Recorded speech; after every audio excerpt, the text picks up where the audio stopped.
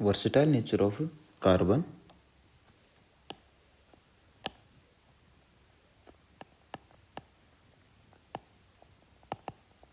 versatile nature of carbon। Basically इसके अंदर हम दो डेफिनेशंस को पढ़ेंगे, जो कि आपकी फर्स्ट है कैटिनेशन,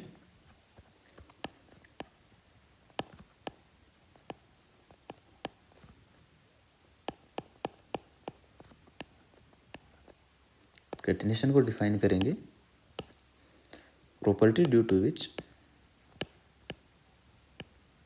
अगर आपसे पेपर में पूछा जाता है तो आप ये डेफिनेशन लिख के आ सकते हैं, property due to which carbon can form bonds with other atom of carbon। ठीक है, जहाँ कार्बन दूसरे कार्बन के साथ बॉन्ड बना लेगा, इसको हम कहेंगे self linking property of carbon, और सेल्फ लिंकिंग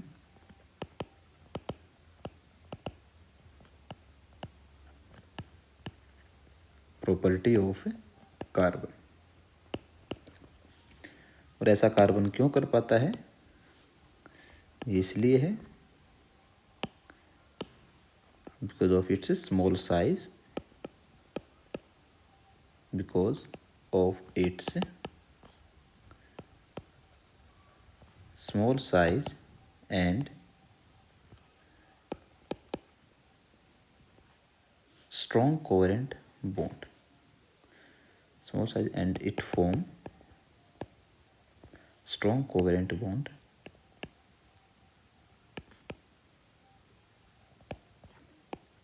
ठीक है, जब कार्बन कार्बन के साथ जुड़ता है तो स्ट्रॉन्ग कोवेलेंट बॉन्ड फॉर्म करता है, जिसके कारण ये एक कार्बन दूसरे कार्बन, या हम कहें चार अलग अलग कार्बन के साथ स्ट्रॉन्ग बॉन्ड फॉर्म करके सेल्फ लिंकिंग प्रॉपर्टी शो करता है। ठीक है, जो दूसरी प्रॉपर्टी है वो है आपकी tetravalency of carbon,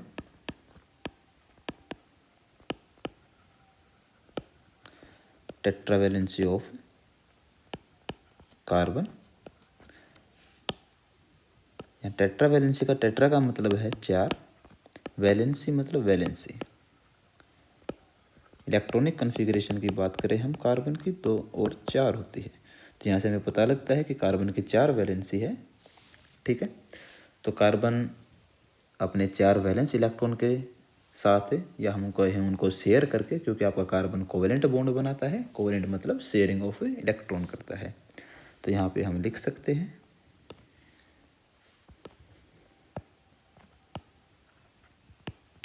carbon has 4 valence electron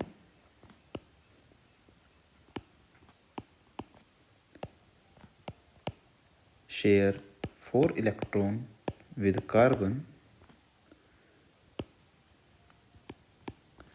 as well as, जब कार्बन के साथ शेयर करेगा तो कैटिनेशन होगा, और कार्बन के साथ साथ ये ऑक्सीजन दूसरे एटम के साथ भी शेयर करेगा, मतलब चार बॉन्ड बनाएगा शेयरिंग के थ्रू, ऑक्सीजन, हाइड्रोजन, नाइट्रोजन, सल्फर